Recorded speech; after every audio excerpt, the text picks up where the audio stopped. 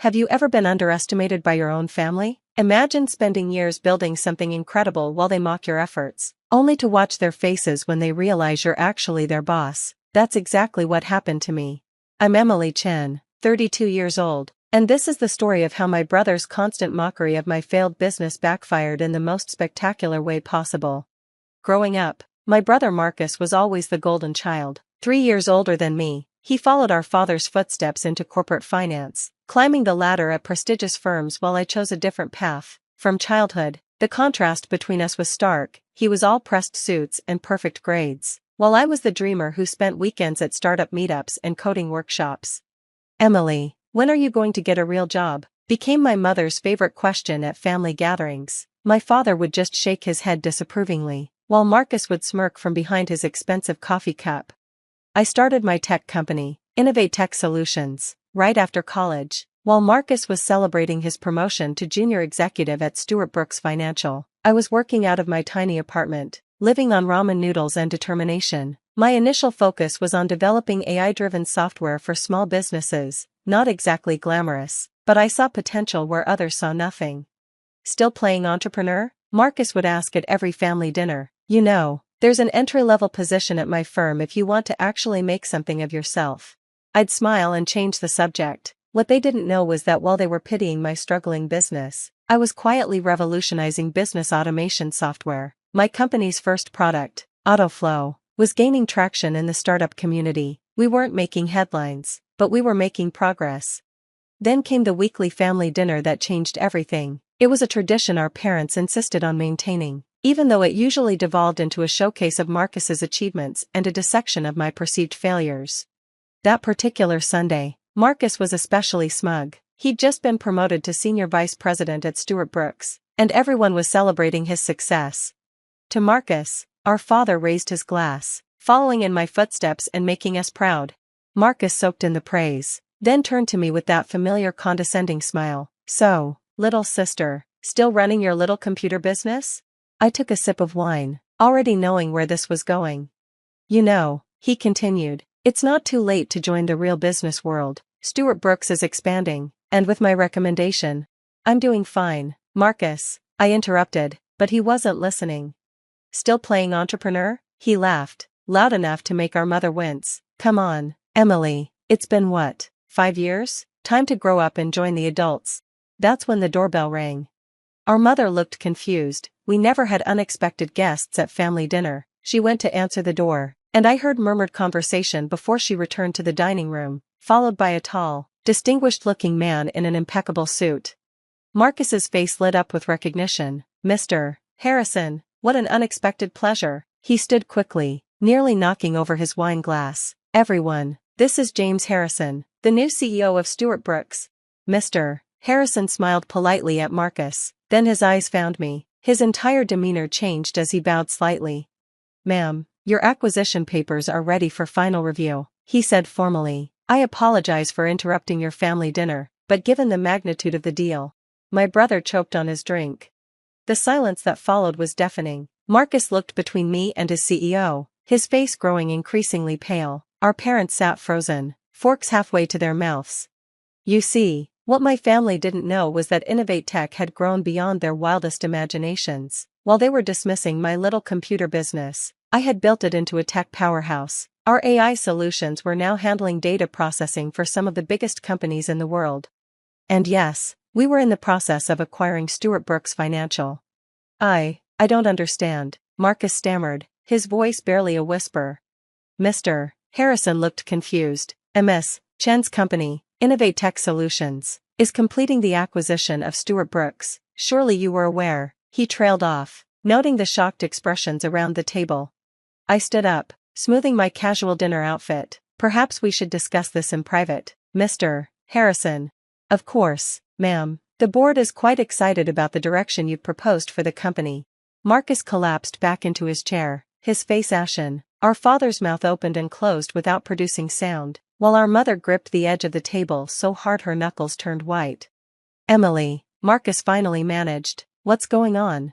I smiled, the same kind of smile he'd given me countless times when mocking my choices. "Oh, just playing entrepreneur, big brother." The story of how I reached this point is one of determination, strategic thinking, and yes, a bit of sweet revenge, but let me take you back to where it really began. 5 years earlier, while Marcus was climbing the corporate ladder, I was noticing a crucial gap in the market. Big financial institutions were struggling to adapt to the digital age, stuck with outdated systems that couldn't keep up with modern banking needs, while they were patching old software. I was building something revolutionary.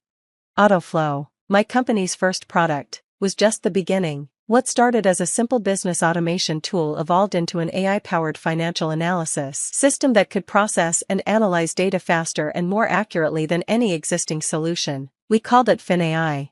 The early days were tough. I worked 18-hour days, often sleeping on the office couch. My small team of developers shared my vision, and more importantly, my determination to succeed. We lived on coffee and takeout, debugging code late into the night while Marcus was attending luxury corporate retreats.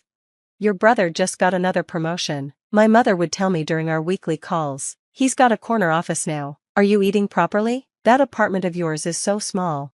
What she didn't know was that I had already moved out of that small apartment, not to a bigger one, but into my office. Every penny we made went back into the company. While Marcus was buying his first luxury car, I was reinvesting in better servers and hiring top talent. The first major breakthrough came when a mid-sized bank adopted FinAI for their data processing. Within months, their efficiency increased by 300%. Word spread quickly in the financial sector. Suddenly, we weren't just another tech startup, we were the company that was revolutionizing banking software. But I kept our success quiet. No flashy press releases, no social media announcements. We operated in stealth mode, letting our results speak for themselves. While Marcus bragged about his promotions at family dinners, I listened and observed, learning about the inefficiencies at Stuart Brooks through his boasting. "You should see our new system," he'd say proudly, "cost the company millions to implement." I'd nod politely, knowing that their expensive new system was already obsolete compared to what we were developing. The acquisition plan wasn't initially part of my strategy, but as Innovate Tech grew, we started getting attention from major players in the finance industry. When I learned that Stuart Brooks was struggling to compete in the digital age, I saw an opportunity. It took months of careful planning. While Marcus was celebrating his promotion to senior vice president, I was in confidential meetings with Stuart Brooks' board of directors. They were impressed by FinAI's capabilities and concerned about their own company's future in an increasingly digital market. The irony of the situation wasn't lost on me. Every time Marcus belittled my little computer business, I was one step closer to acquiring his company. Back at that family dinner, after Mr. Harrison's unexpected appearance, the dynamics shifted dramatically. Marcus sat in shocked silence as I reviewed the acquisition papers with his CEO. "These terms look acceptable," I said, scanning the documents. "We'll proceed with the board meeting tomorrow as planned." "Emily," our father finally found his voice, "how is this possible?" I looked up from the papers. "Remember when you both told me I was wasting my time with technology? While you were focused on traditional finance, the world was changing. Innovate Tech currently provides AI solutions to 8 of the top 10 banks in the country. Stuart Brooks is actually a bit behind the curve." Marcus flinched at that last part. But you never said anything," our mother whispered. "Would you have listened?" I asked quietly. "Every time I tried to talk about my work, you changed the subject to Marcus's latest promotion." Mr. Harrison cleared his throat politely. "If I may, Mrs. Chen, your daughter's company is currently valued at just over $4 billion. She's been quite modest about her achievements." The sound of my father's fork clattering onto his plate echoed in the sudden silence. $4 billion? Marcus wheezed. "Give or take." I shrugged. The market's been quite favorable to tech stocks lately. The next few weeks were interesting, to say the least. The acquisition made headlines in the financial press. Tech innovator acquires traditional banking giant. Marcus's colleagues quickly learned that his little sister was their new boss, and the office dynamics shifted dramatically. I kept Marcus in his position. I'm not vindictive by nature, but I did insist that he report directly to me for the digital transformation project. Our first meeting was memorable. He sat across from me in the conference room, tugging uncomfortably at his collar. The same brother who had mockingly offered me an entry-level position was now presenting his department's quarterly results to me. "As you can see," he stammered, clicking through his PowerPoint, "our traditional methods have been quite effective." "Traditional methods aren't enough anymore," I interrupted. "That's why Stuart Brooks is now part of Innovate Tech. We'll be implementing FinAI across all departments starting next month. But our clients prefer the personal touch, he protested weakly. Our AI enhances the personal touch, it doesn't replace it, I explained. Something you might have known if you'd ever actually asked about my little computer business. That hit home. Marcus slumped in his chair, the fight going out of him. I really messed up, didn't I? In more ways than one, I agreed, but now you have a chance to learn and adapt. The question is, are you willing to? The transformation wasn't just professional, it was personal too. Our family dynamics underwent a seismic shift. Sunday dinners became very different affairs. Emily, tell us more about this AI technology, our father would now ask eagerly, while our mother beamed proudly. Marcus, to his credit, started making an effort to understand the technology side of the business. He even enrolled in some coding courses. I should have paid attention when you were trying to tell me about this years ago, he admitted one day. The acquisition process wasn't without its challenges. Merging a traditional financial institution with a tech company meant dealing with different corporate cultures, resistant employees, and technical integration issues, but these were exactly the kind of challenges I'd built my career on solving. We implemented changes gradually, using FinAI to streamline operations while maintaining the human elements that made Stewart Brooks successful. The results spoke for themselves. Within 6 months, efficiency was up 400%, and client satisfaction had never been higher. 1 year after the acquisition, I called a family meeting, not a dinner, but a proper meeting in my office. Marcus arrived first, looking much different from the arrogant executive he'd been. Success had humbled him, and learning had renewed him. Our parents arrived next, finally seeing my workplace for the first time. Their eyes widened as they took in the sleek headquarters of Innovate Tech, now one of the most valuable tech companies in the country.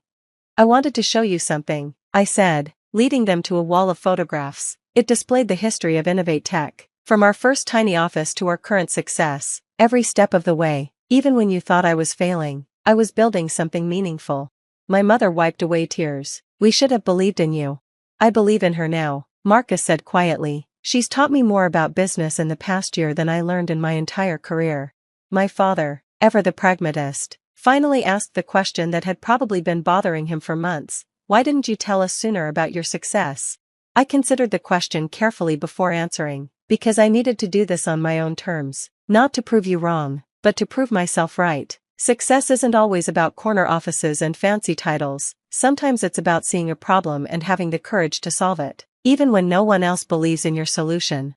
The meeting ended with something unexpected, an apology from Marcus, not just a simple "I'm sorry," but a genuine acknowledgement of his past behavior.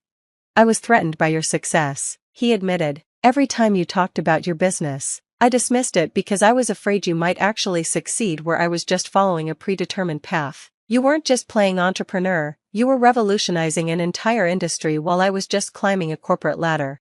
That admission marked a new chapter in our relationship. Marcus became one of my strongest advocates within Stewart Brooks, helping bridge the gap between the old and new ways of doing business. His experience with traditional finance combined with his newly acquired tech knowledge made him invaluable during the transition. Our parents, too, underwent their own transformation. My mother stopped asking when I would get a real job and started asking about AI technology instead. My father, who had once dismissed my business plans, now proudly tells anyone who will listen about his daughter's tech company. The story made its way through the business world. Of course, sister acquires brother's company made for interesting headlines, but the real story wasn't about sibling rivalry or revenge. It was about the transformation of an industry, about seeing possibilities where others saw only tradition, and about the courage to pursue your vision even when those closest to you don't understand it. 2 years after the acquisition, at another family dinner, we still maintained the tradition. Marcus raised his glass for a toast, but this time, it was different. To my little sister, he said, his voice thick with emotion, who taught me that success doesn't always wear a suit and tie, and that sometimes the best business lessons come from those we underestimate the most. I looked around the table, at my proud parents, my humbled brother, and the empire we'd built together, and realized that success tastes sweetest when shared with those who once doubted you. The company continues to grow, innovating and expanding into new areas. Marcus now heads our traditional banking integration division, combining his experience with our new technologies. Our parents have become unexpected tech enthusiasts, always eager to learn about our latest developments.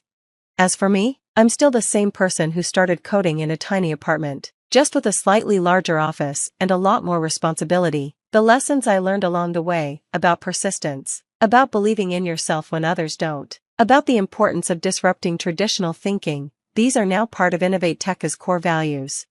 And whenever I interview new employees, I always ask them one question: what would you do if no one believed in your ideas? Because sometimes, the most powerful motivator is having something to prove, not to others, but to yourself.